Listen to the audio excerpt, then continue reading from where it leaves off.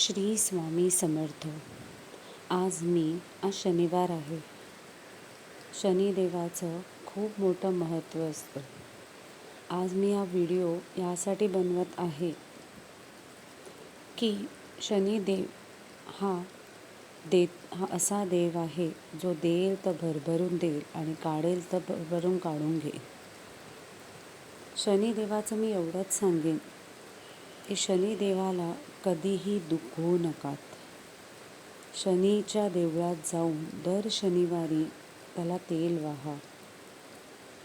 शनिदेवाला काळं वस्त्र दान केलेलं खूप आवडतं. शनिवारच्या दिवशी ज्यांना शनीची पीडा आहे त्यांनी शनिवारच्या दिवशी गरिबांना काहीतरी खाणं दान करावं. गरिबाला एखादी शाल दान करावी किंवा वस्त्र दान करावं. शनी देवळात काहीतरी गोडाचं नैवेद्य दाखवावं आणि एकच प्रार्थना करावी शनीला की हे शनिदेवा, तू माझ्या पाठीशी भाऊरायासारखा उभा राहा आणि माझ्या सगळ्या मनोकामना पूर्ण कर. असं करत असताना काही पण वाईट कामे करू नका.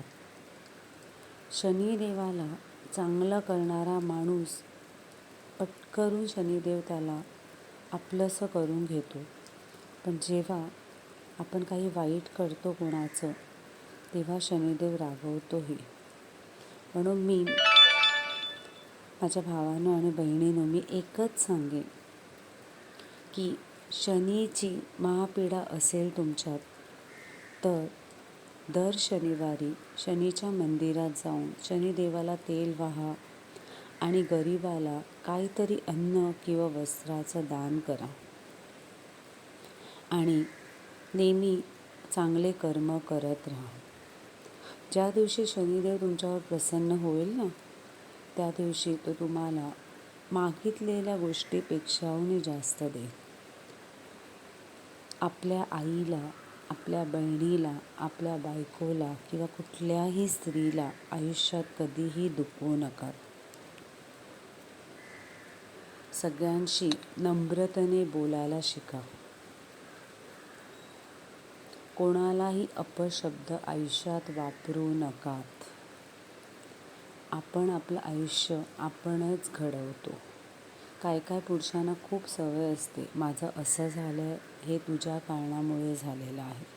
पण नाही, कुठलीही स्त्री आयुष्यात कुठल्याही पुरुषाच्या आयुष्यात कधीही विघ्न आणत नाही. तुम्ही जे शब्द वापरतात ना बाईला की तुझ्यामुळे माझं असं झालेलं आहे, हे चुकीचं आहे. हे बोलणं सोडून द्या आणि शनीच्या मंदिरात दर शनिवारी जायला लागा. इतकं करून पहा तुमच्या आयुष्यात काय फरक पडतो तो. मी एवढंच सांगेन, कधीही आपण आयुष्यात कोणाला दुखवायचं नाही. शनी फक्त इतकंच पाहत असतो की आपण कोणाला दुखवत नाही आणि आपण कोणाचं वाईट करत नाही. त्यामुळे चांगले कर्म करा आणि फळाची अपेक्षा न करता शनिदेवाला समर्पण करा. श्री स्वामी समर्थ. तुम्हाला माझा व्हिडिओ आवडला असेल तर लाईक, शेअर आणि सबस्क्राईब नक्कीच करा. श्री स्वामी समर्थ.